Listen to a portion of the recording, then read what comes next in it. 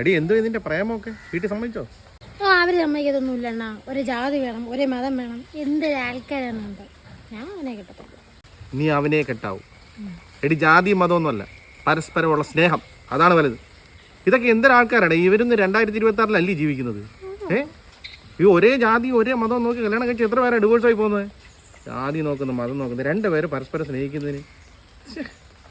പിന്നെ അവർക്കൊരു ആഗ്രഹം കാണത്തില്ലയോ, അവർ ജനിച്ചു വന്ന രീതിയിൽ മോളെ കല്യാണം കഴിപ്പിച്ചു വിടണം. അപ്പോൾ അതേ ആൾക്കാരെ കൊണ്ട് കല്യാണം കഴിപ്പിക്കണമെന്ന് അവർക്കും തോന്നുമായിരിക്കില്ല. ഇപ്പം നീ ഇപ്പോൾ കല്യാണം കഴിക്കുമ്പോൾ നിൻ്റെ മോളെ എന്തായാലും നീയായിട്ട് ബന്ധപ്പെട്ട രീതിയിലുള്ള കല്യാണം കഴിക്കും. അപ്പം ഞാൻ അവരെ കുറ്റം പറയാൻ പറ്റത്തില്ല. അല്ല ഞാൻ പറഞ്ഞതേ ഉള്ളൂ.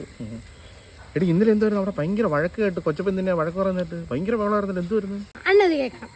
എന്നും വീട്ടിൽ തന്നെ ആഹാരം കഴിക്കുന്നത്. ഒരു ദിവസം ഞാൻ വെളിയിൽ പോയി ആഹാരം കഴിച്ചാൽ അത്രയും വഴക്കൊണ്ട് അവിടെ ഉണ്ടാക്കിയത്. അതിനായിരുന്ന വഴക്ക്? ഈ കൊച്ചപ്പന് എന്തുവാടി?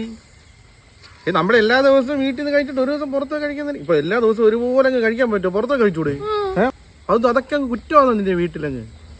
ഹൈക്ക് പിന്നെ നമ്മള് വീട്ടിൽ ആഹാരം മേടിച്ച് വെക്കുമ്പോ പിന്നെ പുറത്ത് കഴിച്ചാൽ അത് ആര് തിന്നും? അവർക്ക് തോന്നത്തില്ലേ? ഇത്രയും ഇപ്പം നിന്നെ കണ്ടിട്ടായിരിക്കും അവർ ആഹാരം വെക്കുന്നത്. അപ്പൊ പിന്നെ അത് നമ്മൾ കഴിച്ചില്ലെങ്കിൽ അത് വേസ്റ്റ് ആയി പോകത്തില്ലേ? അവരെ കുറ്റം പറയാൻ പറ്റത്തില്ല. എന്നെ സപ്പോർട്ട് ചെയ്യണം, അവരെ സപ്പോർട്ട് ചെയ്യണം. ഞാൻ പോവാം. അല്ല ഞാൻ എടി അതിന് ഞാൻ നീ പോവാമേ. അവിടെ പോകാനും വേണ്ടിയിട്ട് ഞാൻ ഒന്നും പറഞ്ഞില്ലല്ലേ?